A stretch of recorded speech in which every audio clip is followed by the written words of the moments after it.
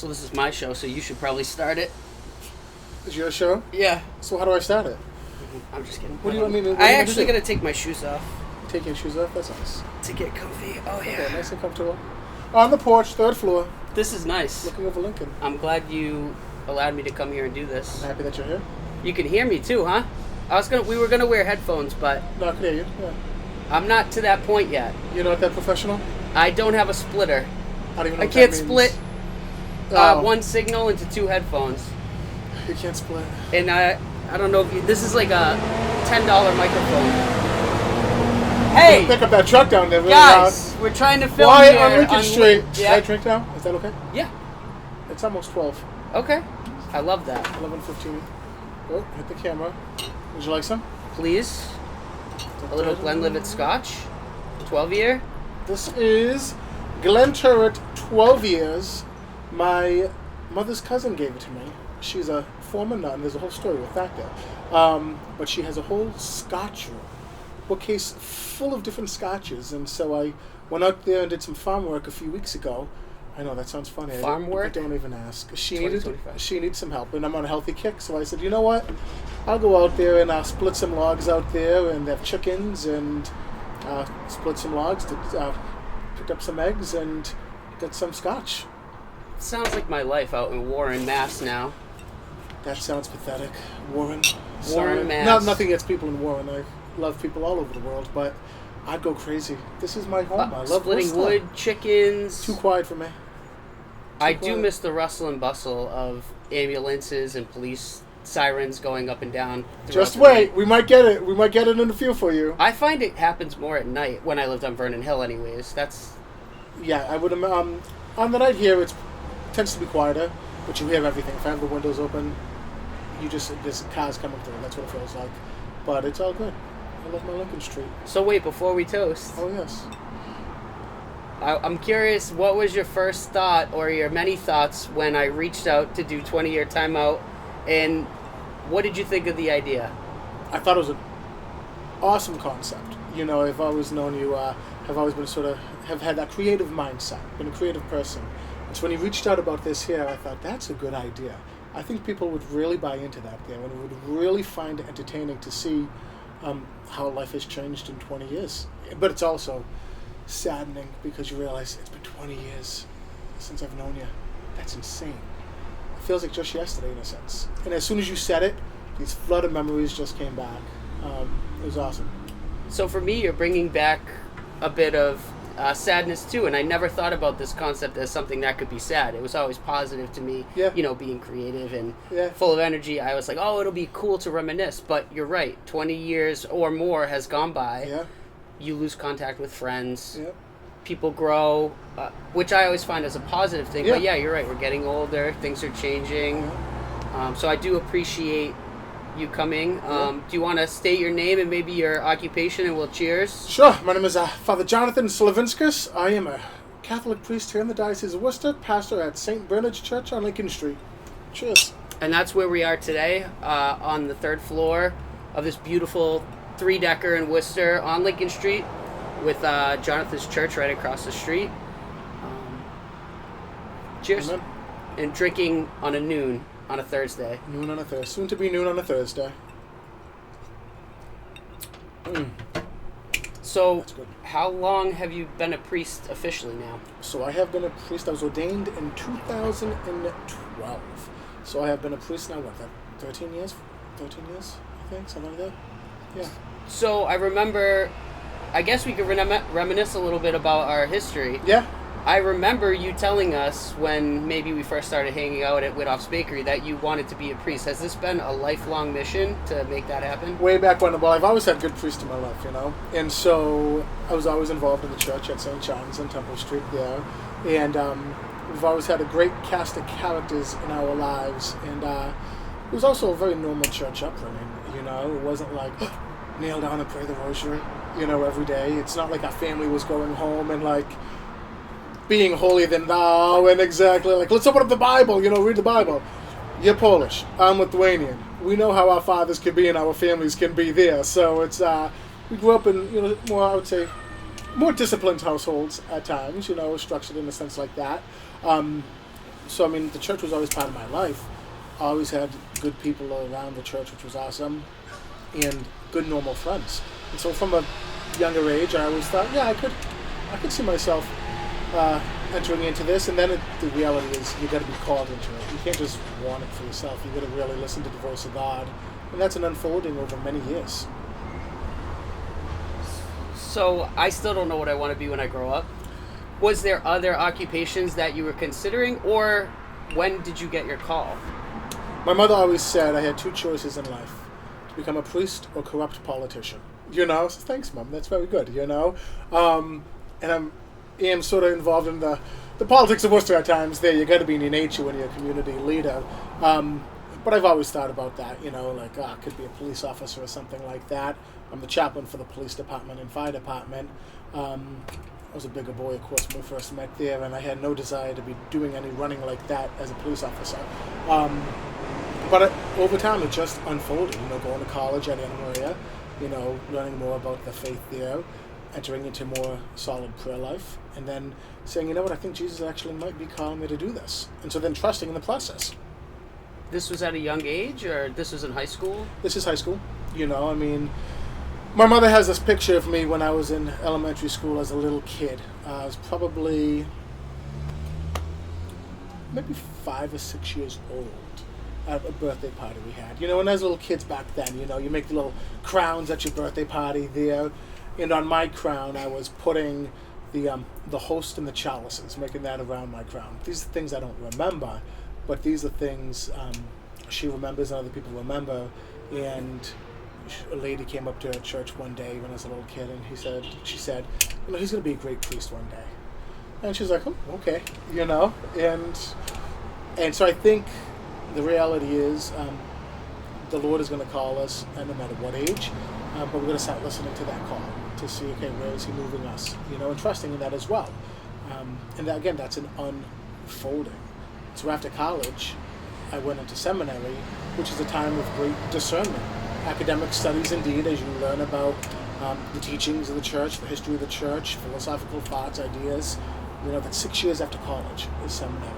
And so there's a pivotal moment in seminary when you realize, yes, this is what actually Jesus is calling me to partake in. You know, and everything changes at that moment. And there's a great sense of peace. And that's not to say, right, you don't have natural desires, natural feelings. You know, I think if someone didn't have natural desires, I don't think that's a healthy thing.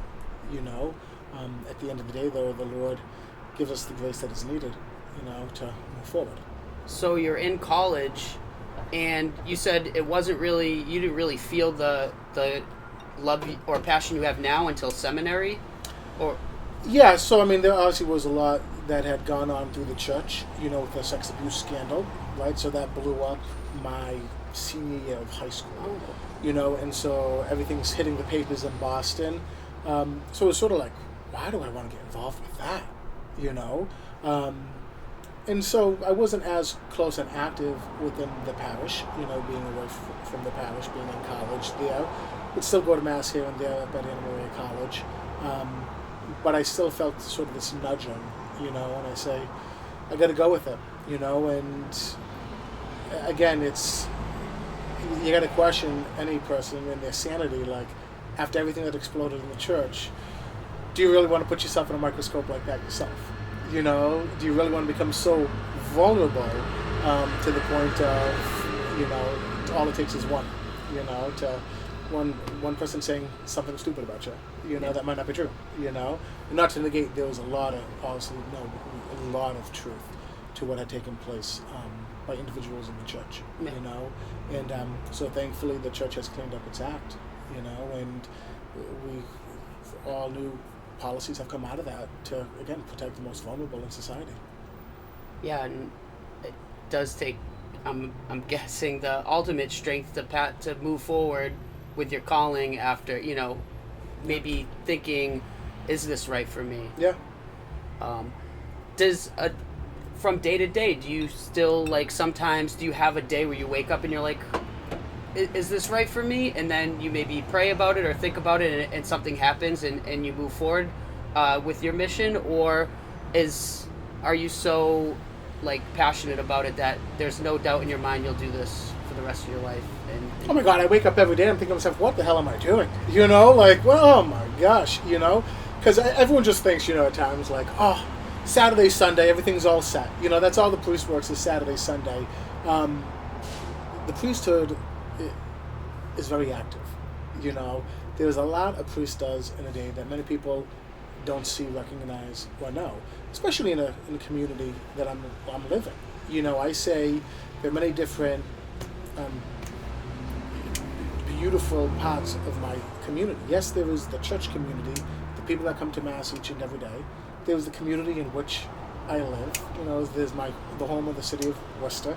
You know, that's my community as well. As a chaplain to the police department and fire department, I have other roles and responsibilities to be present in different ways. You know, and so you could constantly be pushed and pulled in a variety of different ways. And it is easy at times to feel like you're drowning, right? But then at those moments there, you know, Jesus tells Peter when he's walking towards them in the storm on the boat, and Peter's looking at Jesus when he calls him out on the water. When Peter starts to take his eyes off of Jesus, what happens? He drowns. And it's Jesus, Peter, look at me, you know? And when he sees the face of Christ, he doesn't drown. When he's focused back on Jesus, he's able to get through the stormy weather, you know? And for us, you know, we've got to remember that if we keep, for me, you know, Christ at the forefront, I'm not going to drown. You know, I'm going to flourish. I'm going to receive the grace and strength that I need. And a little prayer I like to do every day, and I encourage a lot of people to do, a simple little prayer in the morning, you know. Jesus, how are you calling me to be a holy man today? Not tomorrow, not years from now, but today, here and now. So, like, when I get irritated like hell by someone that keeps ringing the doorbell, I don't go out there and just, like, you know, kick them in the face, right? You know, it's like, that's not what Jesus is inviting me to do, you know? That'd be a great quote. I just don't go out and kick them in the face, you know? You learn to live the love of Jesus, and the compassion of Jesus, the mercy of Jesus, each and every day with a prayer like that. And you just learn to rely on him more and more when you call upon his name. Do people approach the church? Are you looking for help often? Oh, God, yeah. Oh, yeah. Mm-hmm. Constantly. We have a food pantry here, and in the times in which we live, people are suffering. People are going through a lot, you know. And so constantly in need. And we're a church in need as well. You know, we're not a parish with a boatload of money sitting in it at all. We're surviving week after week like everyone else, you know, trying to pay the bills there. But we try to do more good, you know, and try to just be present to people where they are at. So, yeah, if it means we're going to open up the food pantry, get some food. Yep. Sometimes you get people, need a few bucks for gas. Okay, you know, let's walk to the gas station then. I never give cash out. You know, I never give cash out. If you're going to say you need it for gas, bring a car over there. We'll give you some gas there. You know, if you need it for food, in the city. Exactly. You know, it's just too easy to throw the cash out to people, and you don't know where it's going. You know, and I know the reality. You know, it's people are suffering. A few weeks ago, we had a guy in the church who came in, and we leave the church doors open because people need a source of quietness and a sense of prayer in their life. You know, and so from 7 o'clock in the morning to about dusk, the church doors are typically wide open if it's a nice day, and they're unlocked if it's raining or whatnot, so people can come in and pray and get the silence. With that, you have other people who are coming in that might have psychological issues, that might be going through something. Again, last week, 2 weeks ago, we had a guy that came in, and he was having an episode, and he started just destroying a lot of stuff in the church, dumping things over, trying to burn stuff, and thankfully a woman came in to pray, and she was like, oh, this guy is interesting. I think he's cleaning the church, but it's weird that he's cleaning it in his underwear. You know, like, that'd be a weird thing there. And then she's realizing, oh boy, he's trying to light stuff on fire. So she called the police, you know, and again, he's a suffering soul. So he, you know, my care is that he gets the help he needs first and foremost. Things can be replaced. These things can be replaced that we have. It's a nuisance, absolutely. It's a pain in the butt. But again, if someone's going to get the help they need, that's what I really care about. And so he came to church, he had his episode, he came in sick, and my prayer is he's going to get the healing he needs now. Do you have any other stories? I'm sure you, of like, growing your church. When you came into here, I don't know if this was the first church you were in, How has it been growing? Has Yeah. it been declining? So I was ordained in 2012, in June of 2012, by Bishop McManus. In my first assignment, I was sent to Southbridge, to St. John Paul II Parish. And that was a church where basically 4 churches in that town came together under one new parish. Very diverse community. You had the Polish, you had the Hispanic, Spanish-speaking population, and then Italians and others as well there. And so I was there for 2 years, and it was a great experience. And then typically after 2 years, you move to another parish to get more experience. And so I was moved to St. Joseph's in Charlton for 2 years with Father Bob Guadarati. I was with Peter Joyce in Southbridge, and he taught me so much. And going back to Peter for a second, one of my first weekends there, when I first was there as a deacon, I went to did the funeral with him. We go to the cemetery, and we're standing over the grave after everyone has left. And he says to me, just always remember this.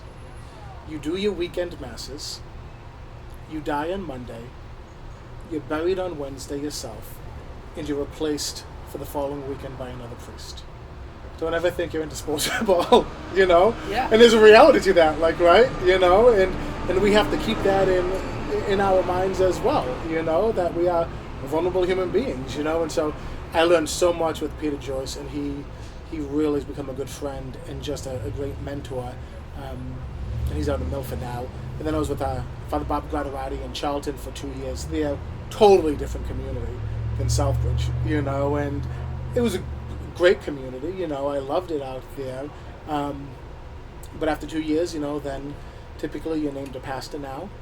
Back in the day it would take 15, 20 years before you were named a pastor, but numbers dwindle. So I got the call that I would become pastor here at Our Lady of Providence Parish, St. Bernard's Church. I says, that's one of the churches I've never been in. This is one church I've never been in. And so I came down and I tried getting in the church, and it was locked, and I was disappointed. I was like, ugh, and I get it. A lot of people lock churches, Yeah. And so I said, we're not going to lock the church during the day. We're going to leave it open. People need a place to come. And so my goal is to make sure that the 225 streets that encompass the parish of Our Lady of Providence, because a parish is a territorial area, and so parishes are divided up by streets here in the city of Worcester, the Diocese of Worcester, and so I've become a pastor for all these streets. Here in America, it means nothing. People go where they want to go for church and belong to whatever church they want to. But I look at it as, okay, within these streets that I have as a parish, how am I making the love of Jesus known to absolutely everybody, regardless of faith or belief? Do they know that they can come here and they can experience the love of Jesus through the good works that we're doing? And so that became my motivation, just to say, okay, we've got to put the good works out there continually, and so it's opening the doors of the church. It's opening the doors of the gym so the youth have a safe place to go to play basketball there. It's engaging in the community in a variety of different ways. It's sitting down at a restaurant or a bar and having a drink with someone and just talking, just being normal. I always say my first church, especially for the youth, the young people, is the gym. It's where I can go in and be like, hey, how you doing today? How was school today? What's going on today? Not have you found Jesus today, right? That's a great question indeed, but get to know them one-on-one. Then from those relationships, everything starts to change in their life. They know that they have someone that cares for them authentically, and the reality is we have to come to authentically know that we are a loved people. For me, I have a good God that loves me, and once we come to understand that reality, that we actually have a God that loves us, a God that truly loves us in our very inner being, in the core, it changes everything in our life. To know and experience and feel that love of God is a beautiful gift. It's not waking up every morning and experiencing it. It might hit you once, but it's enough to keep you moving to do what you've got to do on the side. Yeah, it's like a feeling you get when someone buys you a coffee in the line. You're like, oh, there is good in the world. Yeah, There is something greater, maybe. Maybe I should be better to my neighbor, or start more conversations now that we're on our phones so much, and maybe we're losing that little bit of community, that's been lost since phones came out. Yeah, I buried a woman yesterday, 57 years old, and her son's a young gentleman, early 20s, and he was telling me about his mother, and he said she just had this caring, gentle heart that brought about a gentleness in the world. And that was a beautiful thing. And he told me a story about how she met the cashier at the gas station, pumping gas. They just started talking.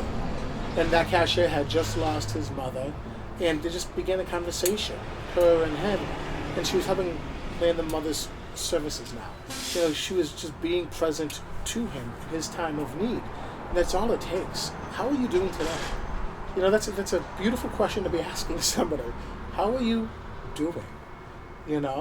How can I pray for you? How can I be there for you? I might not be able to give you everything you need. I might not be able to do everything you ask. But how can I just be present in this moment here and now? Being present. What is the community like within the priesthood? Talk about in high school, were there any other friends that you had in your group that were like, oh, I could see myself going to seminary, or were you a lone soldier? No, yeah, so growing up, I didn't know anyone else in this area that was like, let's become a priest, Yeah. Like, exactly, right, I thought you were kidding. Yeah, I was kidding, and, but like when I was in seminary, I met some of my closest friends are from like out in Wichita, Kansas, in that area, the Midwest. And it's a whole different breed out there, they have a lot of young priests out there.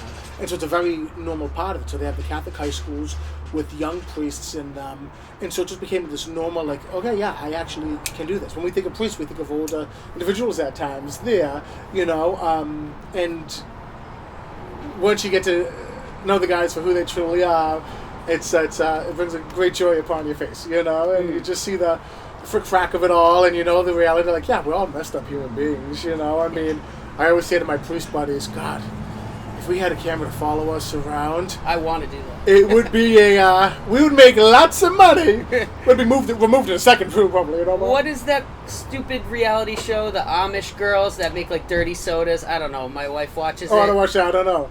It's like Amish housewives, and they just have a show. Oh, really? But you could probably put the priests in the same concept, and it would be, Oh, yeah. I would watch that over the dirty soda Amish. I have there's a group of priestly friends that I have in the diocese here, and there's 5 of us. We get together once a month and pray quickly, and then we have a meal together, and we just shoot the, together. Sure. We just have a good time. We talk, and we laugh, and we complain, and we do what normal guys do. It's like 4 or 5 construction guys who work in the same electrical company going out to have some beers, and you talk about work. Yeah. You have to have that, everyone who has a occupation has a community of people in the same occupation, so you got to get together and talk about the crazy things, the great things, and help work through the struggles. And pull the ideas together too, like, okay, what's working for you in your church? How's it going there? And, Jonathan, how can I help you in your parish? Because we might have some extra money over here. So what can we be doing to assist your community? So you're building the kingdom of God in a nice way, but then also the normal relationships, when I say normal relationships, the non-priestly relationships are so formative to me as well. I have a cast of characters that are friends. We get together often, and I'm put in my place a lot by these characters, and I love them dearly, and they keep me grounded. So, unlike, let's say, like 5 software companies that are in super competition with each other and probably won't share company secrets, the church is different in that way. You guys are willing to... Is there a competition among the churches? No, at the end of the day, the goal is this, to make the love of Jesus known. Right? We talk about evangelization. It's about going out there and making the love known. It's moving beyond the church walls. The church is it's a building. It could crumble tomorrow. Catch fire, crumble tomorrow, right? The goal is, though, we can still go out there and do the work that we are called to do continually each and every day. And so there's not a competition mentality at all. We support, we love one another, and we want to see each other's communities thrive. We're all in very different communities. I have one buddy, Father Nick Desimone, at St. Mary's in Uxbridge, and he's like, I can never be at your church. Nor could I ever be in your parish, right? Like, you have your gifts for where you're at, I have my gifts for where I'm at, and I always say you're going to be a little bit crazier than everyone else in the community around you. And if you asked my community members, they'd probably say, yeah, Father's the craziest one here. You know, he's insane, you know. When is the Pope going to come here and talk to you like I we are? I don't think he's going to do that. No, it's not like you can't reach out to his team and like get advice from them. Are they like very separate because they're in a different It's country? a whole different hierarchy, you know. I mean, Sure. like, we have a structure within the church. The closest I've been, you know, we have a priest from the Diocese of Worcester, Archbishop Michael Bannock. He is the papal nuncio to the country of Hungary. So the papal nuncio essentially is the ambassador from the Vatican, the Pope, to the country of Hungary. Okay. And so he's a kid born and raised in Aben, and he comes back, you know, every summer. And so we get together, a few of us, and a few weeks ago he was sitting here on the porch, and we're just normal talking, you know, like it's nothing. We just wanted we could have gone to a restaurant. We said, no, let's just stay in, and he enjoyed this one as well, the sip as well, you know, and just had a great meal, great time talking, and to see how things are like in different countries as well, you know, and the things that they're going through. And he offers a great pastoral insight, you know, and so at the same time here in Worcester, you know, even with Bishop McManus, you know, he'll come by and do dinners with us if we invite him or whatnot, yeah, you know, and it's a more relaxed setting. Yeah, and I'm not trying to be a jerk either. Yeah. Like, I get it. If you work at Amazon, you're not going to have a meeting with Jeff Bezos. Yeah. So, just was curious about how, you know, Yeah, it's the like Pope it's like any other Mm-hmm. communication hierarchy. like you Exactly. said. If the Pope is calling me, I'm probably going to be very concerned. You know, I'm probably going to be very concerned. You He's know? gonna call you one Like, day. what are you calling for, I'm you like know? 20 years, 20 sooner, 10 years from now, he's gonna be calling because there's gonna be some type of United States like showcase, and they're gonna be like, "Oh, Jonathan, definitely." Slavinskas, show up. Yep. You're up, Slavinskas. Yep. And you're gonna have to parade around here in and the be like, boatmobile and be like, this used to be the sprinkler factory. and- oh my gosh, the sprinkler factory. They just tore that down. Or they're tearing it down. Yeah. Yeah. Did you used to dance down there or no? I know you did dance. They did dancing down I there. worked for a at while. Votary Media down there. Oh, did you? Yeah. Oh, I didn't know that.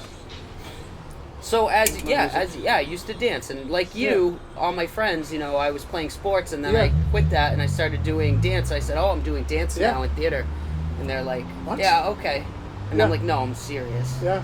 So I can relate to how Yeah. I looked at you. Stereotypes and stuff like Yeah, that. I You know, was like, people yeah, have stereotypes priest. like, he's a priest, he's not to touch kids, right? Yeah, no, that's not the reality at all. Like, you know, like, Or like you said, you just go home and pray, but the audience know you didn't just. We had fun. oh my gosh, Where did you go to high school? North High. North High. So you were the only person Yeah. who probably wanted to pursue. Yeah. I This think it's life. Is that legal? And then, so probably around college, Anna Maria is when you first started to get other people who were interested in what you were interested in, right? No, God, no.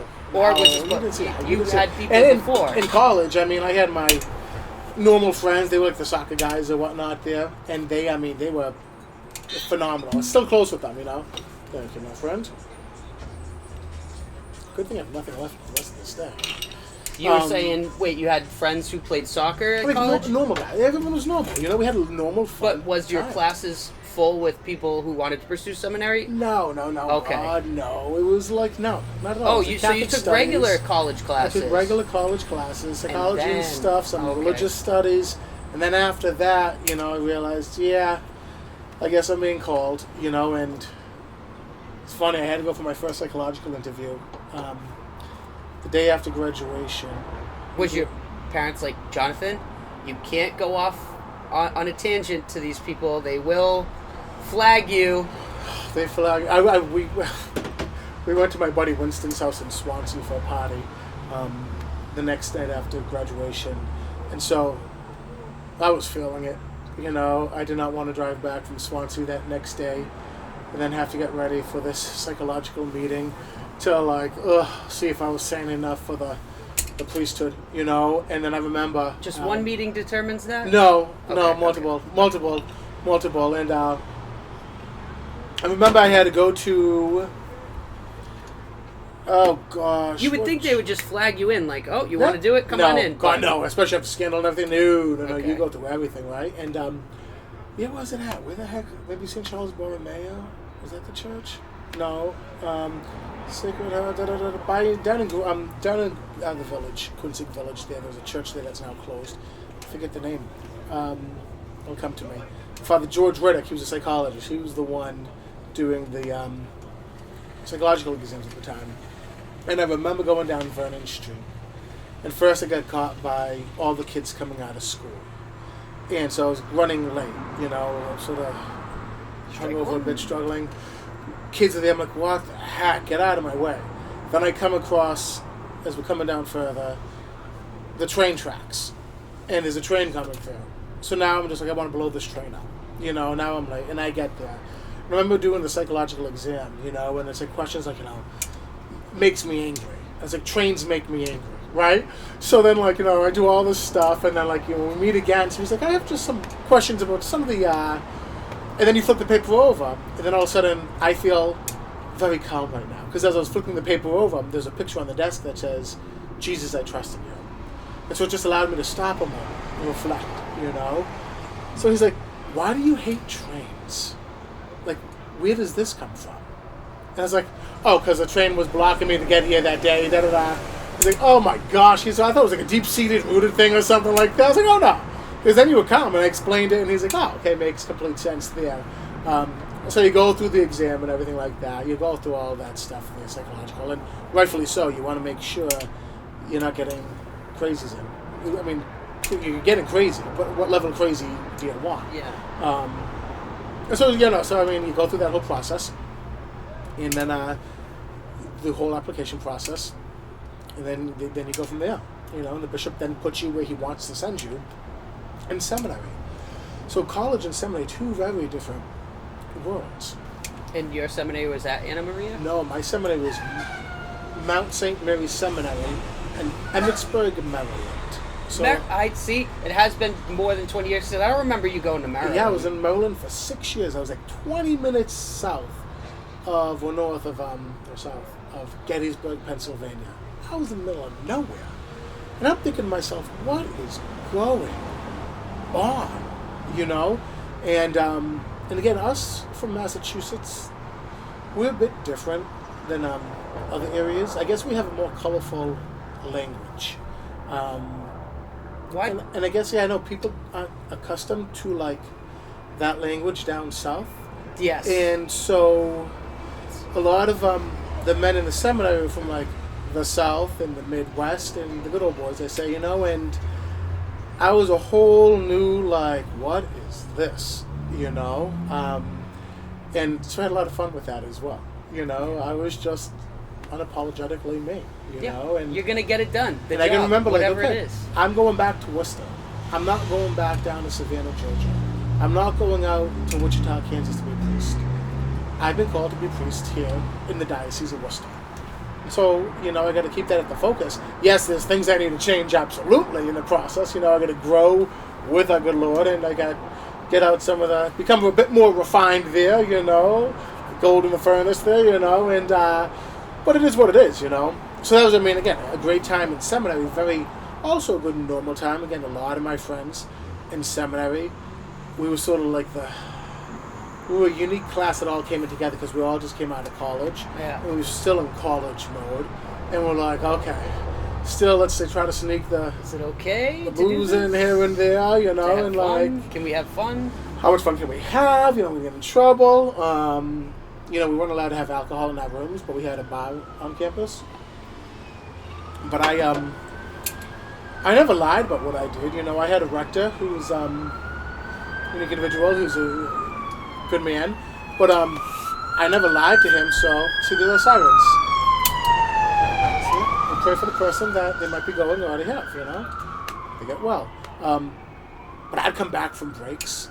And the big boxes that you get paper in, the big paper boxes from W.B. Mason or something like that. I'd come back from breaks, and I'd fill it with booze. And they put me on the 5th floor in the seminary because I was a big boy. And it was their way of making me lose weight every day. The elevator only went to floor 2, then I had to take the steps the rest of the way. But I'd go running up the stairs with my big box of booze, and you'd hear the clink-clink, and the Monsignor would come out, the rector of the seminary, and say, Jonathan, what's in the box? And I'd say, booze. Like, ha ha, aren't you funny? And I kept going. I never lied to him. I did have the booze, and I answered the question. Oh, Jonathan, what's all the ice for? I'm making some gin and tonics. Aren't you funny? Okay. But there was also great times of prayer and holiness. I don't want everyone to think like, oh. Sure. We had a lot of fun time. Well, that's what's great about talking to you is because you're such a real person. Yeah. And you haven't changed. You know, you've changed, you've grown, but you're still the same person that I used to hang around with back in the day. The same person who hurt his ankle at a keg party and had to be carried out of the woods. Okay, that's the first thing I thought of. When you threw this at me, I was like, oh, it took me back to keg night. Took me back to keg night. The infamous keg night of 2002. That had to be because I graduated high school 2002. Everyone has had an infamous keg night. Well, maybe kids don't do that anymore. I don't think so. I don't think they do the kegs anymore. They don't leave the cell phone. Yeah, no, they're not going up to like Crow Hill or up behind St. Paul's High School now, for more holy name, you know. They're up by the power lines. Oh, Jesus. Yeah, so and you know what? No one got hurt. Everyone. I twisted my ankle. You got. I got injured. I was injured. But you were trying to break a branch to throw it on the bonfire, I think. That's exactly what it was. We had the bonfire, and I was trying to break a branch that was probably a log that couldn't break, and twisted my ankle, and then, was. And for the format of the show, I actually want to do less reminiscing because the audience doesn't know about what happened. But you gotta mention that I did come home after that night. This was a great night. Yeah. Reeking of smoke from the fire and beer from the keg. And my mom was right at the door, and she's like, "Who were you with?" And the first name that came to my mind, I don't know why, was Jonathan, because she knew he wanted to be a priest. So I thought she might be like, "Oh, okay, good night." He's a good boy. And it's just the incense smell. That's all it is incense smell. Yeah, we were at anyways. And she made me get in the car and drive to his house. She was looking for him. She was going to chew him out and yell at him for taking her son out. I think it was a party I brought you guys to. Yeah, you brought us to the party. Yeah, I brought them to the party. But she assumed, Jonathan's a year older. Yeah. He's taking my son out to these parties and being, But we drove by his house like 50 times, and then I said, I don't remember where it is. And that was just an old Fiona. The Fiona the Ford. Yeah. Fiona the Ford, 1986 pickup. We used to run around to that thing there. That was a lot of fun. And, we went to that party, and I remember twisting the ankle. I remember, being your mother calling, looking, and, oh, my God, I was, scared as hell. I was like, oh, my God, if she comes to my house and she, gets Danny, my father, the Polish and Lithuanian, we both would have been dead. They would have killed us both. Yeah, I was scrubbing stairs, 3 floors of stairs at the 3-decker at 4:30 in the morning the next day. Because she's like, oh, you want to be hungover? You can clean. See? Wow. Those are the memories.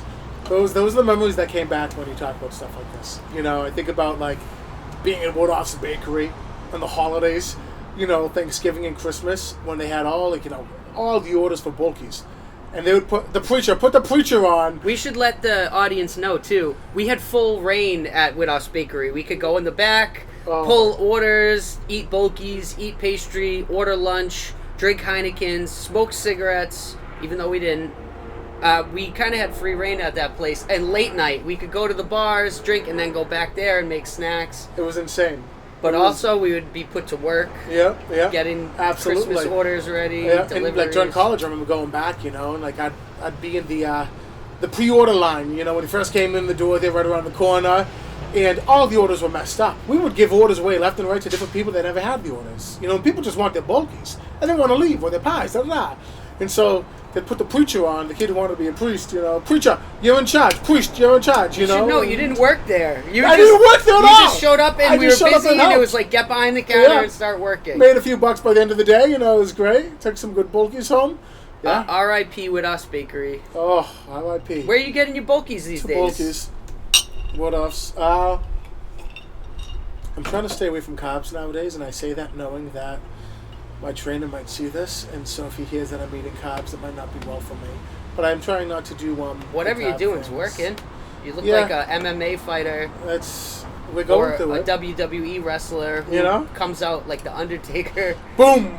If this doesn't work out, WWE, I can see you like coming in as like blessing the opponent before you just pummel him into the submission. Oh gosh, yeah. No, I have my buddy Keno Luna. He's a boxer here in the city. You know, a younger guy, and he started training me and whatnot. And so over this past year, like I'm down like 90 pounds now, and he just kicks my butt in my own gym. I feel like, what the hell, dude? I'm like, can we just like work out, like lift weights? And he's like, no. He goes, do you know what a suicide is? I was like, been to a few calls, you know. And he's like, no. You're running in the gym. And I'm like, oh my gosh. I'm like, and he's always like, you know, knees to your elbows, knees to your elbows. I'm like, damn it, dude. My stomach is in front of my knees. I can't get them up to my elbows. Relax. And then I was like, you know, why don't you go to church? You yell at me to get better. Go to church, Keno, okay? You know. But he's great. He's a great boxer. He's a great kid, and he's, you know, great father. And his girl are beautiful together, great people, you know. So it's just it's great to get my butt kicked, you know.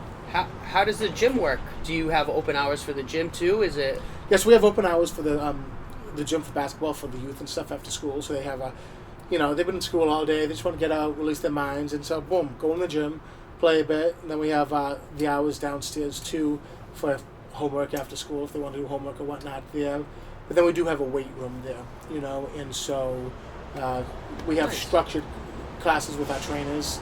That, are they volunteers? Yeah, so like we through the city we have a grant called through the Shannon Grant it's called, and it's meant for monies to go towards at-risk youth and whatnot there, you know, and so potentially driven youth, I like that better, you know, and so we are able to have staff and everything that work just with the youth in regards to trainings in the gym and stuff like that, you know, and Keno does some boxing classes, we do cooking classes with his brother, we have another guy that does the basketball training, so yeah, we have a lot going on.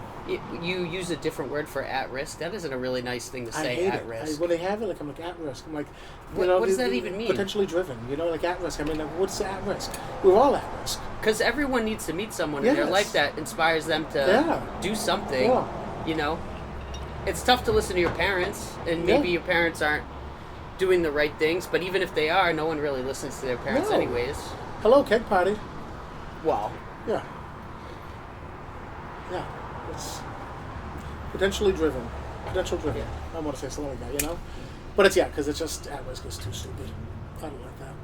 Why do you think, like, this area, why do you think it's is a bigger deal to become a priest, or why is church so much prolific in the South rather than in the North?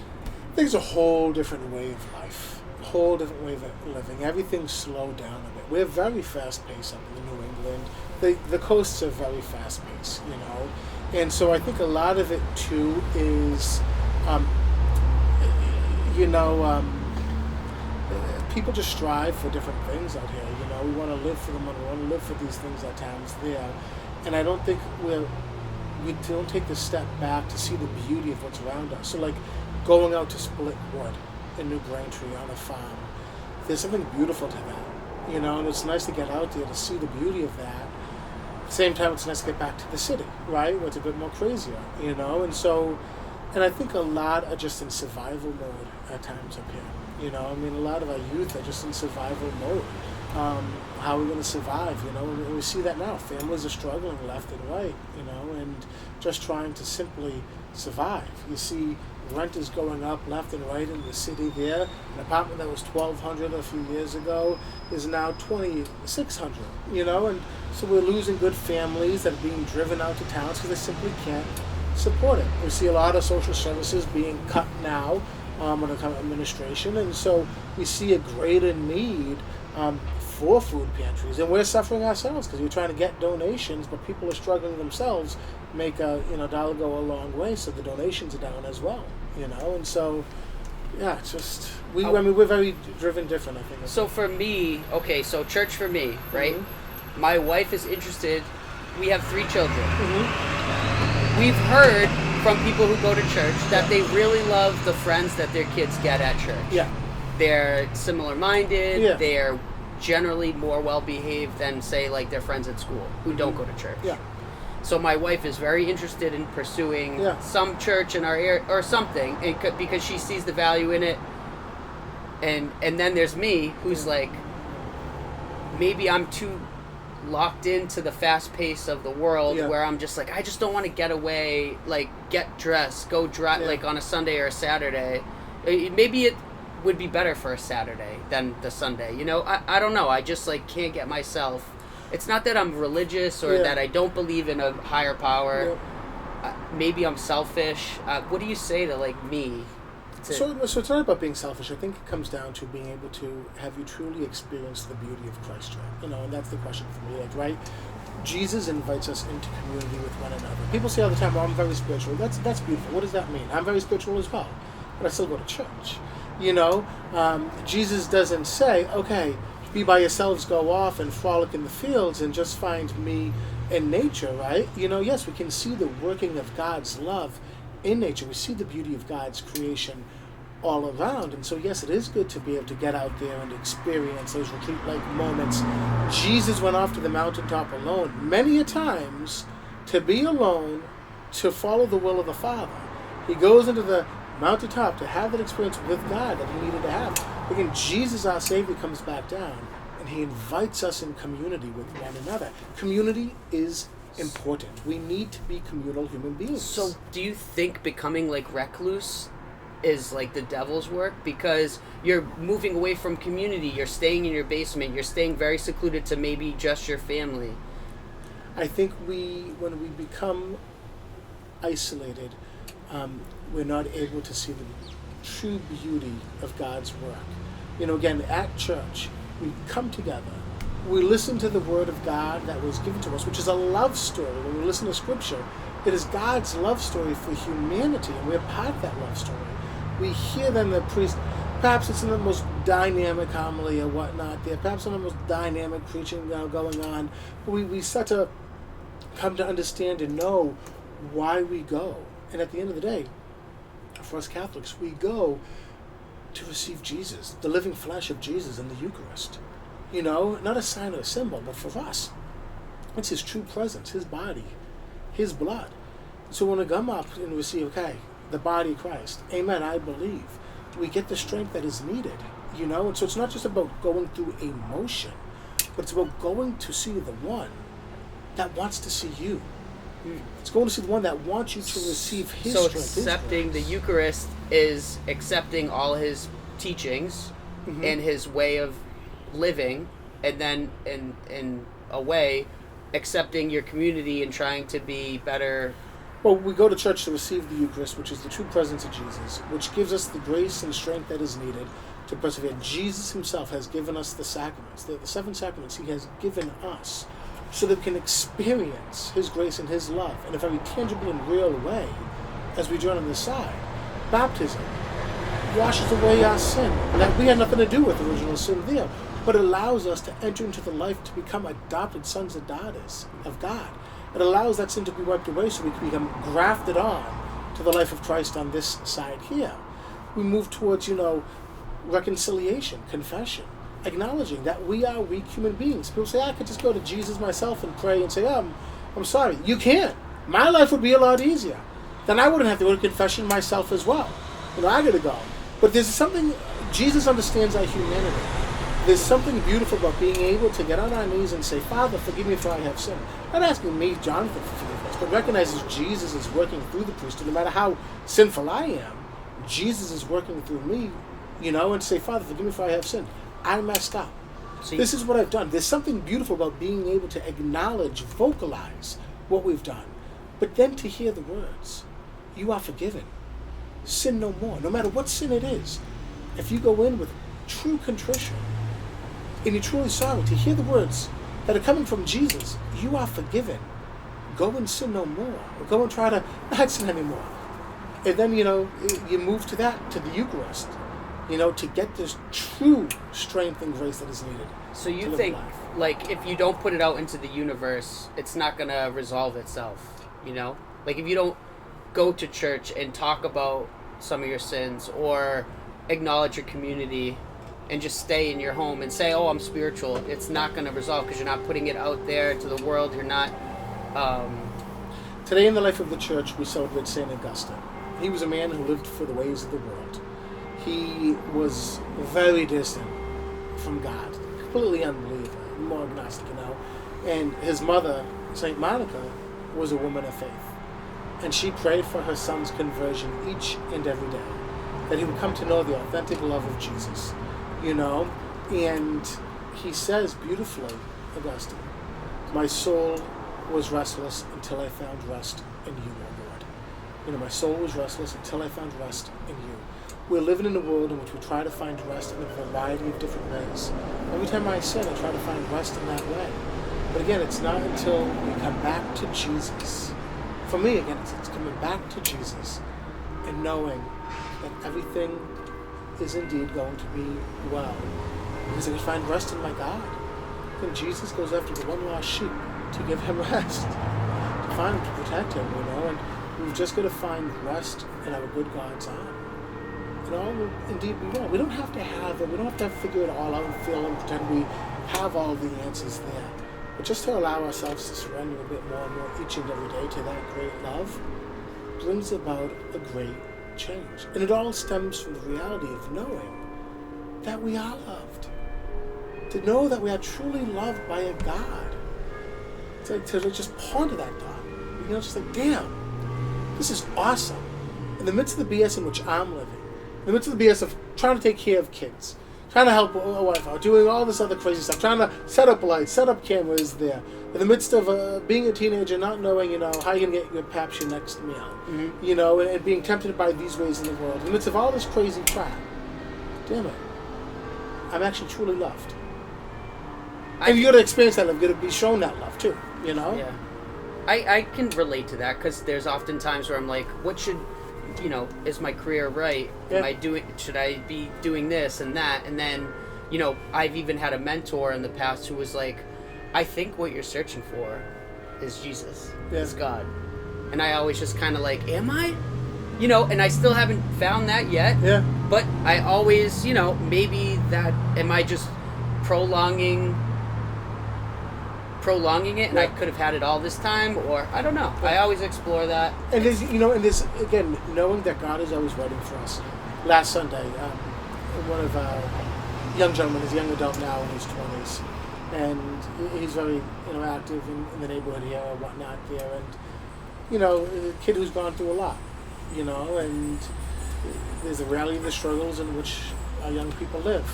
And Sunday afternoon, I was sitting up here in my room, which oversees the church, and I saw him walking up the sidewalk, his backpack on, and saw him walk into the church. I was like, I wonder what he's doing. And I just opened up the cameras, on my phone to the church. I saw him walk down the aisle, and he's not a Catholic, he's experienced church, he's helped us at church, and genuflected, because he knows that, we believe Christ is present in the Eucharist, in the tabernacle, and sat in the pew and knelt down. And just was like, there for like an hour, and I ended up having to leave to go, I made a friend at a bar. And, and I'm leaving, and as I was leaving, he was actually walking out of the church, gave him a holler, and shot him a text message, like, hey, everything okay? I was like, yeah, I just need time with God. That's a beautiful thing. And that's why I leave the church doors open. Why do you think so many people go to spend time with God when it's a negative versus like, what if you're having a great day? You never hear people saying, I've had such a beautiful week, I wanted to come spend an hour with God because it was great. It's usually, are people seeking help? In time of need, we look to the source of great hope, and, Jesus is our hope. God is our true hope, and so when people are deeply struggling, it's going to be natural for them to turn towards God there. But at the same time, though, like, I see the saints that are sitting in the pews at church, the future saints that are sitting there, and I have people that are coming in, and they are just simply there to give praise and worship to Jesus. They're coming in the midst of the crap of their lives. They are happy with Jesus, and so they are there just having a good time, and you see the joy on their faces just being present to Jesus. And then, we have people in the community that, help around the parish here watering the flowers, because they want, the place to thrive, to show the place is alive, and they want to just give service to Jesus. They want to give service to God, back to God. Okay, God has blessed me in many ways. I have absolutely nothing, perhaps, but God is still blessing me. So how can I now give that blessing back? I'm watching too many movies. Everyone's sad they go to church, but people are happy at church. Yeah, people are indeed happy. People are. When I look out at my Sunday morning mass at 9 o'clock, I see the beautiful diversity of the parish, and it just brings me great joy. Even in the midst of struggling, people are still there. What did you think of that movie that came out recently?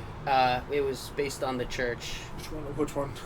Which one? Not the bad ones. The good. It was about a new pope being... Oh, Conclave. Conclave.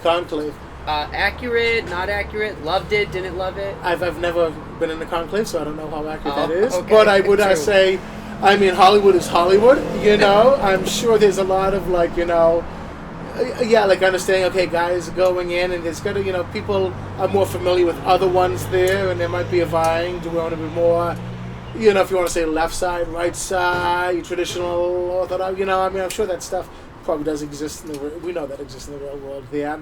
But a movie's a movie at the end of the day. Okay. It's meant to just, Another culture. What did you think of, maybe you're not familiar with it, but Joyner Lucas's Dirty Work, where he filmed the music video in the church? Mm-hmm. Do you like that song? Do you think it has a good message? Or so I remember when that all took place there, of course. That was filmed in Worcester? That was... I just know it's in a church. Yeah, St. Peter's there on Main Street there. He had, I don't think they really knew what it was all about there. Joyner Lucas is, he's a phenomenal artist. He's a phenomenal great artist. storyteller. He is. He does it well. I can listen to his stuff there. He's so good to the community, giving back to the city of Worcester. He recognizes this is indeed his home. And so I think he got a lot of flack. I think the church got a lot of flack. At the end of the day, it is what it is at this moment here. We move on from it there. He's a phenomenal storyteller, and I think he gets a good message out too at times. And again, I love what he does for our community. You can't knock what he's doing for the city of Worcester. And he tries to put us on the map all the time. And he just had his honorary street naming, a few weeks ago, and he had a massive block party, which is awesome. A few weeks before that, with the record drop, he was behind City Hall. And it's just it's great. And I think it's also good for a lot of our young people to be like, what? If he made it, I could do it too. And I think that's good. I think that's a good thing there. It's good to see him out and about supporting local restaurants. I've seen him out and about. It's great. I remember seeing his vans driving around in 2010. Yeah. I'd be like, oh, Joyner Lucas. I didn't know who he was, but I was like, his van's everywhere. Yeah. And now, Yeah. I like his story too, because it shows that if you stay true to yourself, you're talented, and you just work at your craft, big things can happen. It doesn't matter where you start. Yeah, absolutely. And again, I appreciate the way he gives back. He sees... Oh, not dirty work, devil's work. You said dirty work. I was like, what the hell? Dirty work. That's like an 80s movie. Dirty work? Is it? No, I don't know. Dirty Dancing. Dirty Dancing. You should know you're the dancer. Yeah. And I only know that because I was just watching a TV show the other day where Dirty Dancing, a couple went to go see the movie Dirty Dancing. Hightown, have you ever seen that movie? It's a TV show, Hightown. It's on Netflix. It takes place like in P-Town and drugs and stuff like that. Really? Yeah. I love P-Town. Watch Got the shirt in P-Town. Look at that, I was just put onto that show. And the gay man loved me in P-Town when they dress me, because I like their flame. Did they dress you? Yeah, I go in. You're like, hey, dress me guys. I got my suit for my wedding there too, and like a nice shirt, like a floral shirt. Oh, they hooked me up. It was just like perfect for my wedding. But yeah, I get these random. Oh my gosh. Shirts, Such good people too. We have. Do you ever go to the Woo Bar in Worcester? No. You gotta try the Woo Bar out. Absolutely insane. Fun place. It's they own there. I'm out of the. I don't know anything. Yeah, John and Nate own it. We've been good friends, and then we support the parish as well. But it's a great place. They have a lot of great craft cocktails and stuff like that. But it's a very eclectic group of individuals there. You get everything from everything and everything. It's just it's a fun time. It's a good food, good place there. That's good spot. I love my Shrewsbury Street. I like to try to go where I am which is, I try to go to the restaurants and places in my parish territory, and so I have a lot of good streets in my parish territory. Just a little, please. Just a little. Can you hook me up with a little ice, too? Absolutely. Look at that. I could turn water into ice if I put it in my freezer. If it's not just melted, is it still good? Absolutely. We got Nice, plenty of nice. water. You can't put my hands? No, I don't care. It is what it is. Do you need more? Sure, one more, yeah. Ow. Toss it over. Sorry, Linda. Yeah, exactly. Like, oh boy. Thank you. Are you kidding? I could do this all day. I Oh want my to do this gosh. once a week. I'm just going to leave this stuff here so I don't have to set it up Absolutely. Come on by, you know? again. City of Worcester, set this up. Yeah. Make this happen every week. Boom. Let's go. We get some, get some good sponsors there, you know? We're going to get some good sponsors there. I like it. It's a way to do it. That's what you're going to do. Like, film in different restaurants. Have them sponsor and film a different restaurant. You know? Bring people to different places. Bars, whatnot. Yeah, I mean, the original idea was 20-year timeout to start talking to people I miss because it was like, oh, I miss these people. I want to see what they're up to. But I think it turned into, like, who are the people in not my life, in your life, the audience? Yeah. Who are the people that affected you in life? And do you know, isn't it great to reach out? So with Facebook and stuff, it's easy to find people. Yeah. But there has, and this is how this idea originated, there's people in my past from, like, kindergarten to 6th grade that I wonder where they are, and I look them up and I cannot find them. Really? That's what started this, because I'm like, I would love to know where this kid went, because there's taking the city bus from St. Mary's to my house, and there's people who rode the bus with us, and it's like they were characters. Where are they now? Where are they now? Like, I can't even fathom what they've become. Yeah. Maybe nothing, maybe something amazing. Probably something amazing. Everyone becomes something. Everyone right? becomes something. You know, and monetary value doesn't make you something. You know, the big house doesn't make you anything at all. Yeah. You know? Like, I have this big rectory here. I spend my time in one room typically. You know? I could probably be very content living in a one-room apartment. You know? And maybe that's because my mother has so much crap around the house at times. Just kidding, Mama. I love you greatly. She kicked me out of the house the other day, officially, I decided. I saw that. Yeah. You had one t-shirt left or like something? I had like a bag of clothes left. I don't know what happened. I had more stuff there, but she, niece and nephews come in the picture, and all of a sudden, boom, take your last bag. I need room for their clothes and stuff. I was like, you have 3 other rooms in that house, Debbie. Like, so it's funny, actually, just been like, I got a text this morning. Let's see. Where we at? So this morning, this text. You know how people randomly text you, like they get your number somehow. Hey, this is Hannah. I know this text is out of the blue, but would you ever consider an offer on 16 Harold Street, where my parents live? Today I want to respond, absolutely. Sell the house after I just got kicked out, you know? I heard they're looking to sell. You know, absolutely. They'll be knocking on her door, emailing, oh calling. my gosh. I was like, yeah, text my father every day. See how that goes, you know? Give him a call, you know? But you know, those spam stuff, you know, but after the incident the other day, I just did that to you. I texted you out of the blue, like, hey, you want to do a podcast? Sure, why not? Could I drink during it, I said? Could I drink during it? Yeah. Yeah. I'm going to have to take you for a big bowl of pho, sober up a little bit to get the rest of the day going. No, this is good. This is going to start the day. This is going to be great. It's going to be great. I don't drink a lot anymore, actually. Good. Well, I never drink a lot anyways, but I'm just saying, like, this is my polar sodas. I like plain, usually. Yeah. I went coconut limeade is okay. Coconut? But I usually go plain. Good thing I did not eat this, because I don't... So, like, everyone's cracking a beer at a party, and I'm like, oh, I got my seltzer water. I gotta have energy for the kids. Yeah, I gotta try to cut back on it all. You know, a few years back, I went 8 months no drinking, just to upset my friend, because, you know, he's always like, oh, have a drink, have a drink, have a drink, have a drink. I'm like, I'm gonna upset him. So it became a game for me. And then, at the Easter vigil, after Easter, him and my brother-in-law, we were all up here, and he's like, that's it, you need to have a drink, you know. I was like, I'm going to hold you down, you guys pour it down his throat, you know. And I'm like, oh, gosh. And I said to him, whatever happens next is all on you. Whoever mess up anything, it's all on you, you know. But it becomes too easy. I feel for people who have a problem with addiction, cigarettes, alcohol, you know, it could be sugar, it could be anything. Porn, anything it is. Overeating. Classic me, overeater.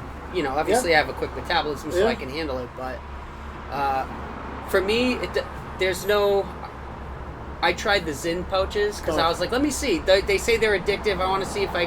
That's so stupid to say. Let me see if I get addicted. Yeah, let me see if I get addicted. Yeah. Here's But- a Percocet, see if you get addicted. You know, like, what the hell? Come I on. think I would. Yeah, I think exactly. anyone would. Actually, I don't know. I'm not gonna. I'm Let's not all gonna do test that it. experiment. Jesus, Mary and Joseph, here we are. Gosh. This is not going to be the next podcast. What do we get addicted on? Get You'd have addicted to on find Christ. me, On Rich. Christ. Get addicted I'm on gonna Christ. be the one walking down the street, running in the church, asking you for things. But No, addiction is, I mean, it's a very real pain that so many people go through. Yeah, so- and it affects so my many thought, lives. and I totally disrailed my thought, but Yeah. things like having a couple of drinks once in a while, I think it like opens your thought and your and I was going to segue into, since marijuana is legal, are priests allowed to smoke, or do they technically they don't do it because of their occupation? No, I think the reality is, anytime I don't smoke, you so. use anything as an escape, becomes a negative thing. You know, I could use this as an escape, and I have. You know, and that's not a good thing. That's when it becomes sinful, right? You know, and I do oppose, you know, sort of pot use for young kids and stuff like that. Like, I don't think that's healthy for brain development. I or oppose it anything for like young that. kids. I oppose all the dispensaries. Yeah. I'm the minority. I don't Yeah. think it's a good thing for the community. And so, like, I think the reality is, you know, again, whenever we try to just, I think there's ways in which we could settle down a bit, and I think authentically, for me, again, finding Jesus allows us to settle down. And I say that honestly, knowing people are like, he's a hypocrite. I see him drinking his Johnny Black here, there, and everywhere. Yeah, I do drink my Johnny Black here, there, and everywhere. I'm not proud of it. You know, I'm not proud that I could walk into a bar and my sister just You should be. Why not? You It's know? okay to have a drink, you know, unless it's a problem. Unless I'm drinking a lot. You know, I know I gotta but go. are you drinking a lot and then not fulfilling your duties? No, I was fulfill my duty. Yeah. But at the same time, like, it's not smart. You know, it's not healthy. You know, it's just Moderation. Like, exactly. And I don't live in moderation at times. It's extremes. I'm like, let's go to here to here. You know, like, A to Z. You know, 0 to 60. Boom, let's go. You know, and you know, so like, I mean, yeah, I enjoy it, but I think, you know, just gotta cut back on it. Well, okay, so the marijuana thing. I haven't smoked in over 10 years probably. But I look at it as like a spiritual journey. Like I will once in a while eat a gummy, or I always say to my wife, like, oh, we should, you know, have a yearly ritual where because I think it really makes you look at yourself from the outside in versus like it kind of almost reduces your confidence in a way. That's So what I'm saying. is there a positive to it? Why can't you just do that? Why can't you just shut your mind down and get away? Like this is the beauty of like doing a retreat, like a 3-day retreat or something, detaching from all the media of the world, going on a retreat, and just like being present. Like, you know, there's a lot of all different types of retreats that exist now, but like, you know, like, I mean, there's a lot of great Catholic retreat centers. To just, for me, like, again, be present. The church in its wisdom tell its priests once a year you have to do a retreat.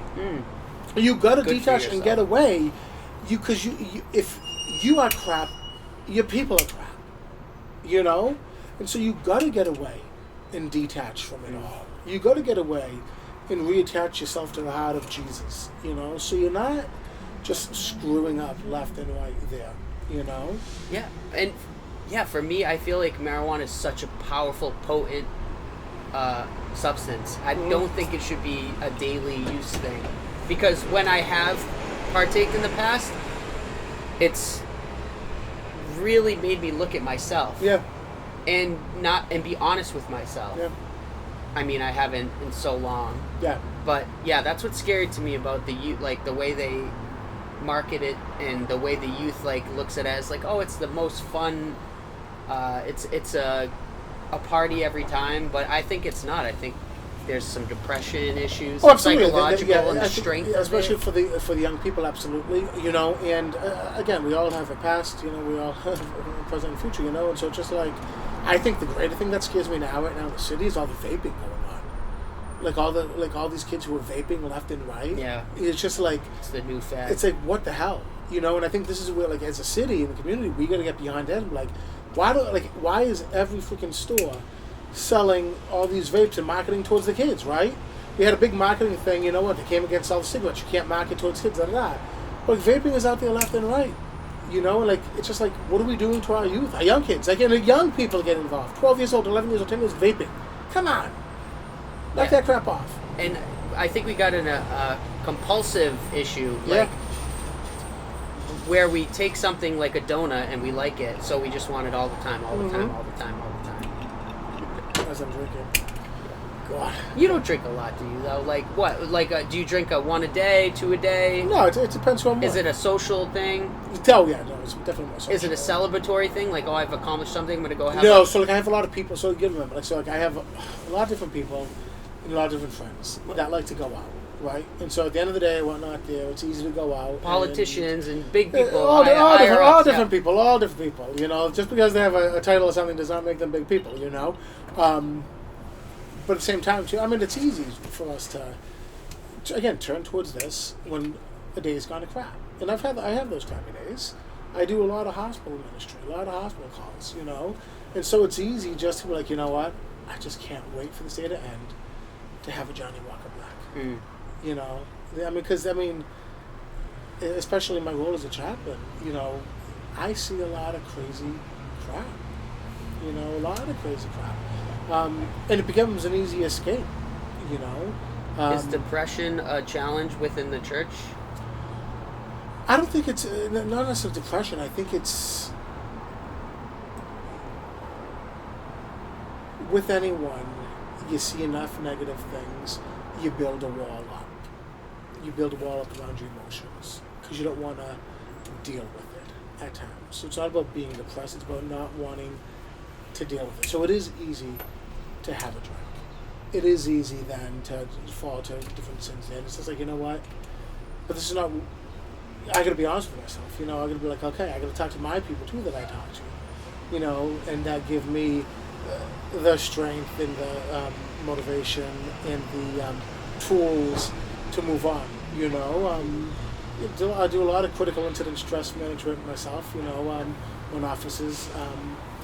Debriefings and stuff like that, whether it's police officers, fire officials, officers, firefighters, AMT nurses and whatnot. I mean, these individuals, our first responders, nurses, doctors, they see things that no human should have to ever experience or see in their life. You know, and so that's going to have an effect on the very psyche of an individual. It's easy to fall towards negative things to deal with it. You know, we had a young boy the other day, you know, in a drowning situation. It's not an easy thing for anyone to deal with. And that is a kick in the gut. That is a kick in the gut, you know. I mean, one of my worst days as a priest, you know, it was a Father's Day. Had to get called out to inform a father that his son had died tragically. You know, then that morning I'm up doing Mass for Father's Day, blessing fathers after that whole incident, you know, and baptisms I'm doing. And a long day, I had my 5 o'clock Mass, and I said to myself, I can't wait for this Mass to end. So I could I tried to see my father too in the process, you know, Father's Day. Just go back, sit down, and just have a Johnny, and just experience a sense of peace. During that Mass, my phone was blowing up from a town police department. They knew I was a chaplain here in Worcester, and they needed a priest for a young girl that committed suicide. And the parent had wanted me to bless before they took her out of the house. And I thought, this is not what I need right now, you know? And so they were like very trying days like that, you know?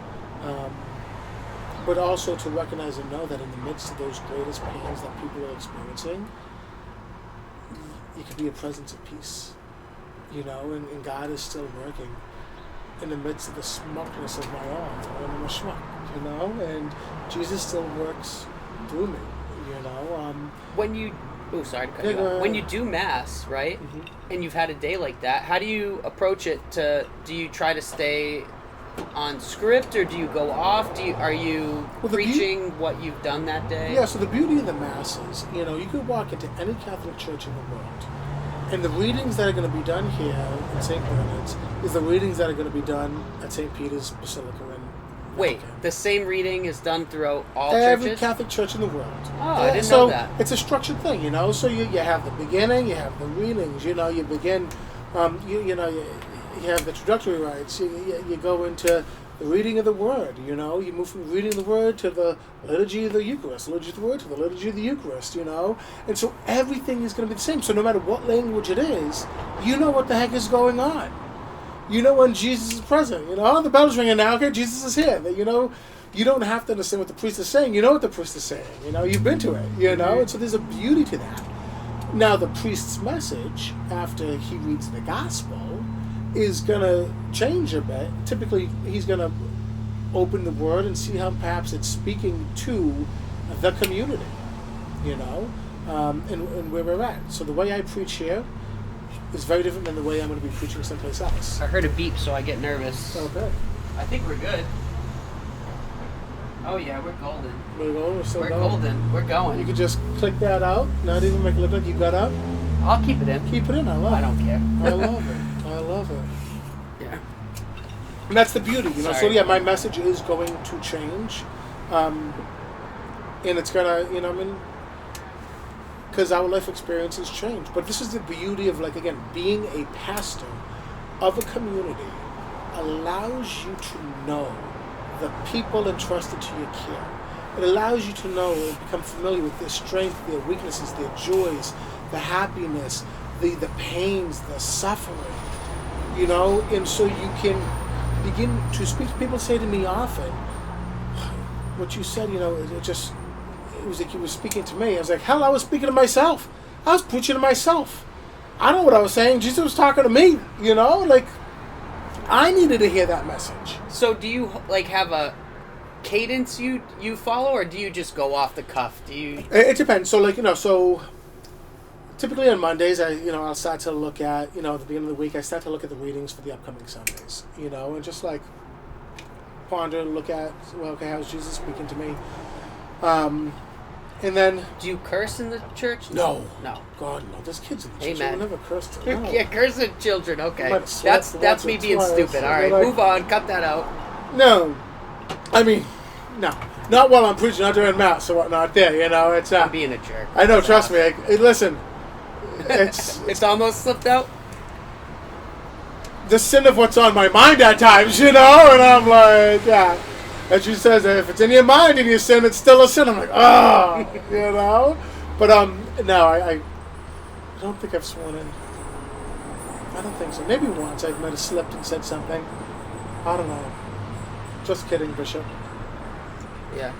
Well, it's like you also got to let your servers know, like, I'm taken. You know what I mean? I'm what do you say? You're married to God, or, you know? No, that'd be weird. You know, I'm living my life for Christ. Living a life of Christ. You know? So it's like, I know you think I'm beautiful No, and, that's and right. charming, but listen, I'm going to give you a good tip, but I'm taken. I'm taken. Taken. I'm with Jesus. Sorry. Yeah. Sorry, you know, and I mean, again, like, you know, I mean, it's funny, you know, people are great. People are very supportive, you know, and especially even just being on a stupid health journey. Not stupid health, it's good health journey. People are very encouraging, you know, and so it's great. Did you ever have, like, back pain or anything? And then Oh now my God, yes. Okay. Oh God, I just thought you were like this athletic big guy. You never had pain. And No. A 2 years ago, or a year ago, I was putting laundry from the washer to the dryer, and like I sneezed or something, and I pulled my back, and it was a bad pull. And my bed is high because I have one of this new bed. Like, you know, you could just use the mattress. You don't need the box spring. Mm-hmm. But I had the box spring, and it's a queen size box spring. So like, we got it up here by like hoisting it up here because it wouldn't fit up the staircase. So I'm not like cutting up to throw it down again. So like it's like 10 feet to get into my bed.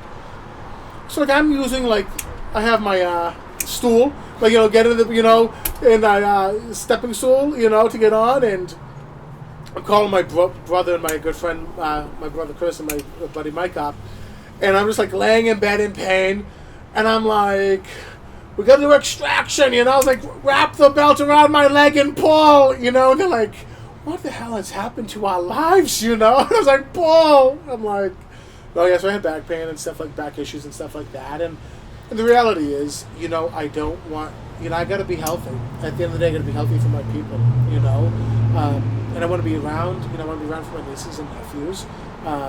In hospital ministry, I see far too many young people, passing on way too early, and I see a lot of brokenness with that, and I don't. We live in a scary time, in a scary world right now, and people have medical issues, that just come upon them. It's like, why is this happening, and I want to be as healthy as I possibly can. Yeah. And at the end of the day, you walked up these stairs. We have 3 flights up. Can you imagine finding my body on a bed and then they have to carry my body down 3 flights of stairs? Over. Just throw me over, guys. Hoist me down. Like in the gospel, the 4 friends that brought the paralytic and they hoisted him down the roof there. Just bring me down. I don't know that one. Send me off and get me to Jesus. Do a nice mass for me. Well, at times I feel disconnected living far out in Warren because all the people I know are here. Yeah. And it's, working out is a challenge. It's usually a lonely endeavor running in my neighborhood or, it would be nice if I was closer to go to the, join you for something or, But, So I belong to Anytime Fitness too. And so I go there at times and use the treadmill and stuff there. Try to do more walking in the morning. Go up Burncoat Street, down by... you got a lovely hill for walking hills here. I know. I like my downtown walk too. Going downtown, walking around downtown, coming back up. And then again, working out at the gym. Do you have to wear a priest garb all the time? Or No. no. Yeah, I see you in casual clothes. Yes, all the time. I'm only wearing this, and I'm wearing the long black one today, the cassock, just because I got the shorts on underneath. Yeah. My regular gym shorts. Yeah, I know. It looks good for the video, too. It does look good for the video, too. We could cut that part out then, I look very holy. But, it's great, because I keep this with me at times, so, if I'm on call for different stuff, it's just easy to throw on. Yeah. I have my long socks in the car, my shoes, throw this on. For the audience, too, Jonathan has an amazing collection of sneakers over there. He's got Yeezys, Air Force Ones, Polo, quite a collection of sneakers over there. New Balances there. And that's only because I have my buddies who are big into shoes and stuff like that, and the youth are into shoes like that. So they would convince me to get, Father Comfort, da-da-da. And so you got to build the street cred around here at times. And so, I throw them on. Maybe you should start vaping. No. No, thank you. No, thank you. But I love, what I love? I can't wait for the fall to throw the jeans on with the cowboy boots. I love that. Just throw the jeans on and cowboy boots. Something about that. Boom. It reminds me of, because I like to, my father's a Lithuanian. I was born and raised here. His parents were born and raised here. But when I was in seminary, I went to Lithuania, and it's in the Eastern European country, about the size of West Virginia. And a lot of cobblestone and stuff like that. A country that went through great persecution under communism and everything like that there. And the story of the people's faith is a beautiful, beautiful story. But I've been there about 3 or 4 times. And I love going in October, like a brisk October night, the streets of Vilnius, cobblestone, wearing my boots, walking down the street. Just something about it I just love. Or going out to Blanca on the sea coast in Lithuania, the Baltic Sea, and just walking out. There's a big boardwalk out there. You go into the sea, which scares the hell out of me, right? Because you're walking out and it becomes like an L-shaped boardwalk, and you're like, God, if this all collapsed, I'm screwed. I better be ready to see Jesus. But being out there and that coldness, the wind hits you, it's just I love it. It's just such an alive feeling. Do you travel a lot? I try to, I try to travel. I try to take time off more, just because I'm like my parents. I'm more like homebody. I enjoy being around. But I have been to Scotland. Right after I became a priest, I went to Scotland with my good friend Father Chad from Wichita. That was a great time out there. I don't need to go back. I've been to France, before, and it's okay. I can live without. Portugal. It was a beautiful spot to go to Portugal. I went to a wedding out there, so that's why I went to Portugal. Italy, my cousin got married out in Italy, Montepulciano area, so I've been to Italy, Assisi, and stuff like that. I love that. I'll go back again. Thailand, Vietnam, No. any Asian countries? Puerto Rico, you know, Puerto I Rico, love. yeah. Like to I go got to go to Puerto Rico. Rico. I've been there. I did a wedding out in Puerto Rico years ago for when I was in Southbridge. I had members of the youth group there. They ended up getting, fell in love, getting married when I first came here. So I went out there to do the wedding, and it was in Orocove. It was a beautiful area in the mountains, middle of nowhere, and that was a fun time. To book Jonathan for your weddings. There you go. Book me for the weddings. Message me. I'll give you pricing. There you go. And, There you go. Video pricing, and it's all. So they have included. all these trips, like these church trips they do, and stuff like that. Companies reach out to you, hey, do you want to do a trip here, da-da-da. And I'm like, yeah, I would be into it, but, like, what does it entail? Like, I don't want to be the one stuck, like, pushing Granny in a wheelchair the whole time, like, because I'm the priest, they're going to be the kind one. I love grannies out there. You're but saying like a group trip where yeah, it's yeah. So like, cause I could do those group trips and they give a good deal for the priest leading it. So I have a company. They I'm gonna be planning one in we're planning two different areas there. I forget. One is like I forget where one is going. It's more like Eastern European. Then another one's 6 months later in Italy and stuff like that. And so, have you been to the church in Spain, the La Familia? No. I want to go search for the Holy Family. That's one place. I got to get to Spain. I've not been to Spain yet. I want to get there to Spain. And I have parishioners from Colombia, and they are next August coming up. They're going down, and they're like, "You have to come with us this time." It's awe-inspiring. I wanted to. I was supposed to go 2 years ago, but my father was very sick with cancer, so didn't go. And so now I'm like, yeah, I'll go. So I'm going to go to Colombia in August. That's the plan. Yeah. What do you think? What's the future hold? What do you think you're going to be doing? Hold?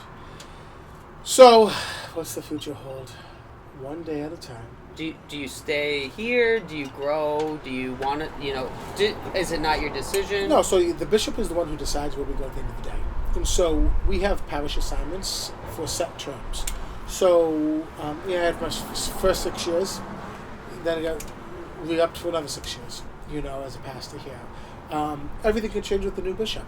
But also we know that we're going to be going we're going to go through some, not consolidation, of churches, but more looking to see how there's a reality.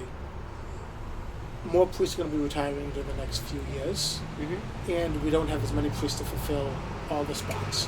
So it's going to involve, I think, priests taking over multiple parishes. And so I would guess that I would be taking over more parishes as well as the parish element, in the future. I don't think it's just going to be, okay, you have one parish now. I might have two parishes. I might have three parishes there. And that means you have to do the masses, or you'll help orchestrate, with priests? I'd be the one running the parish, Yeah. So, we don't have other priests coming in. So, how do we have a mass schedule for 3 different sites? How do we have one pastoral team? Look at the realities of the church of the future. How do we strengthen and build a good, strong community for what is to come, and how to make the love of Jesus known with what we've got, again, the church is not just a structure. These come and go, this structure will come and go, but we have to build for the future in a very authentic and real way. And so I'm happy where I'm at right now. Right now, again, I'm pastor here at Our Lady of Providence at St. Bernard's.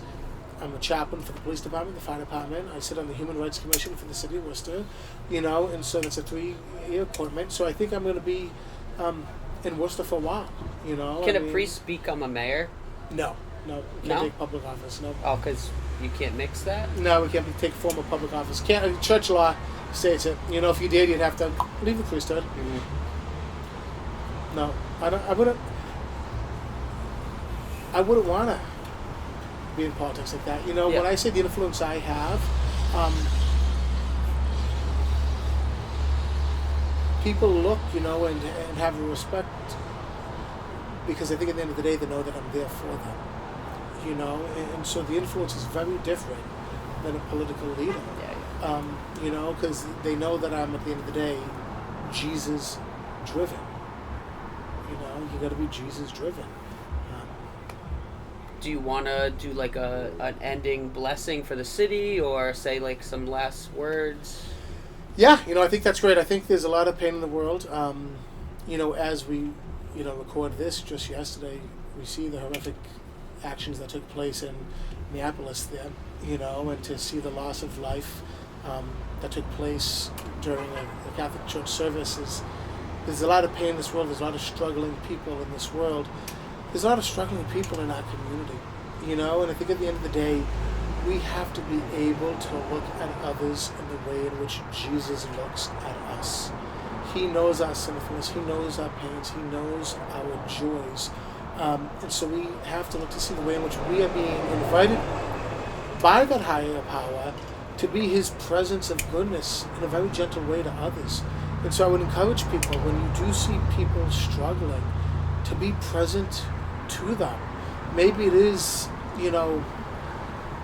biting your tongue a bit there when it's easier to yell out the car window at another driver because you never know what somebody else is going through. Maybe it's easier to hand a granola bar to the person on the street corner who is looking for some money there, just to show them a gesture of love. Instead of giving money, handing them a bottle of water, handing them granola bar, something like that.